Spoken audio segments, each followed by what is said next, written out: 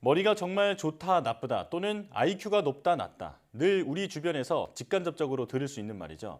그만큼 우리의 두뇌는 각 개인의 삶에 큰 영향을 미치고 인류의 발전에도 결정적인 기능을 해왔는데요.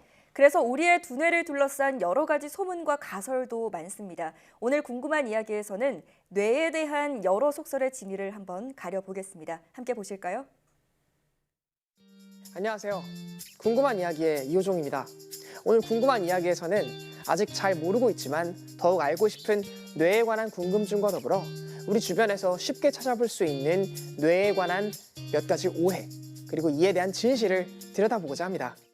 뇌는 우리의 생각과 판단을 만들고 몸을 유지하고 또 어쩌면 모든 생명활동을 컨트롤한다고 여겨도 될 정도로 많은 기능을 수행하는 장기입니다. 소위 머리가 큰 사람들을 놀릴 때 너는 머리가 커서 똑똑하겠다와 같은 말을 하곤 합니다. 그런데 정말 머리가 크면 지능이 높을까요? 똑똑함을 만드는 뇌가 가진 진짜 특성은 무엇일까요? 이는 바로 신경세포의 수에 있다고 합니다.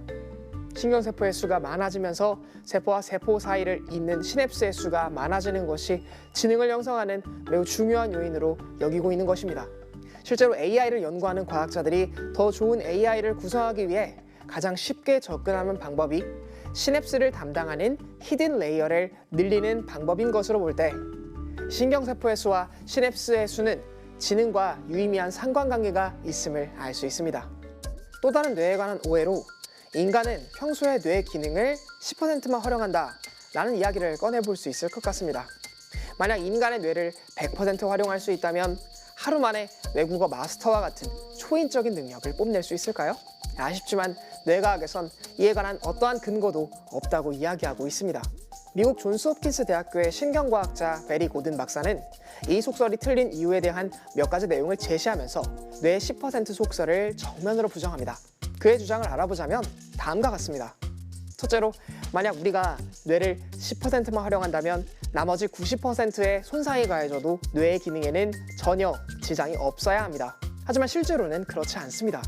일반적으로 뇌는 아주 조그마한 외상을 입게 되더라도 단편적으로 확인이 가능한 여러 가지 기능적인 장애를 불러일으킵니다. 대표적으로 극히 일부분의 뇌 조직이 손상되는 뇌졸중의 경우 한쪽 팔 또는 한쪽 하반신을 아예 사용하지 못하게 되거나 언어장애 또는 논리장애가 나타나기도 합니다. 이는 평소 10%밖에 사용하지 않는 뇌에서는 일어날 수 없는 일임을 지적한 것입니다.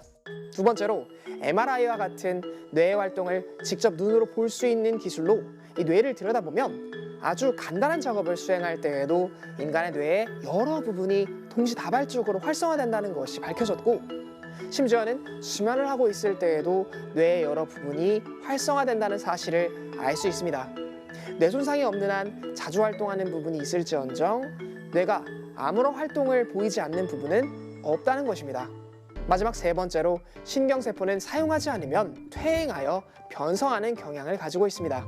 그렇기 때문에 인간이 정말 10%의 뇌신경을 사용하고 있다면 실제 인간의 뇌를 해부해 보았을 때 남은 90%의 신경세포가 퇴행했음이 관찰되어야만 합니다. 그러나 실제 뇌를 관찰해 보면 전혀 그렇지 않습니다. 극도로 사용하지 않는 극히 일부의 신경세포만이 변성을 경험하고 나머지 신경세포들은 아주 건강한 정상 상태로 존재한다는 것을 확인할 수 있는 것입니다. 생명과학의 거대 패러다임인 진화론이라고 하는 것에 입각해 생각하더라도 뇌 10%의 속설은 신빙성이 없어 보입니다. 앞서 소개한 것처럼 우리 인간의 뇌는 무게로 따지면 전체 체중의 40분의 1, 즉 2.5% 수준밖에 차지하지 않는 장기이지만 몸 전체에서 소비하는 에너지의 20%나 사용합니다. 만약 90%의 뇌가 사용되지 않는다면 에너지 측면에서 비효율적인 뇌를 가진 개체는 효율적인 뇌를 가진 개체에게 생존 경쟁에서 밀려났었어야 합니다. 아무것도 하지 않은 90%의 남은 뇌 용량을 인간이 굳이 지닐 이유가 없다는 것입니다. 마지막으로 꼽아볼 수 있는 내용으로 단연 뇌에 관해 가장 많이 알려진 오해를 소개하고자 합니다. 많은 사람들이 뇌는 아동기에만 발달할 수 있는 장기로서 성인의 뇌에서는 새로운 신경세포가 생겨나지 않는다라고 생각하곤 합니다. 나이가 들면서 뭔가 평소에 기억나던 것들이 하나둘 기억나지 않게 됨을 느끼고 또 예전만큼 계산이 잘 안 되는 체감을 몸소 겪고 나면 앞에서 얘기했던 생각을 더욱 강하게 믿게 될런지도 모르겠습니다. 실제로 과거 뇌과학의 연구에서는 소위 뇌의 언어 발달에는 결정적 시기라는 것이 존재해서 이 시기가 유일하게 뇌에 형성된 회로들을 바꿀 수 있는 학습에 유리한 말랑말랑한 뇌 상태라는 주장이 제기되기도 했습니다. 그래서 이 시기를 지나면 언어에 관련된 뇌 회로들이 안정화되면서 언어 습득이 어려워진다고 주장했죠.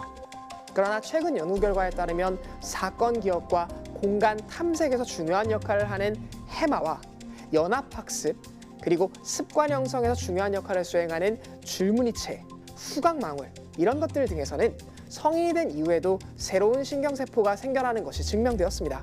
게다가 결정적 시기 때 만들어진 회로가 고정되는 것이 아닌 경험에 따라 재구성될 수 있음 또한 드러났죠. 이를 큰 맥락에서 뇌의 가소성이라고 부릅니다. 성장과 재조직을 통해 뇌가 스스로 신경회로를 바꾸는 능력을 말하죠. 오늘날의 뇌과학에서는 뇌를 어떻게 얼마나 활용하는가에 따라 환경에 최적으로 대응할 수 있도록 뇌의 신경망을 계속 꾸준히 최적화한다고 합니다. 지금까지 뇌에 관한 잘못 알려진 상식들과 이에 대한 올바른 지식들에 대해 살펴보았습니다.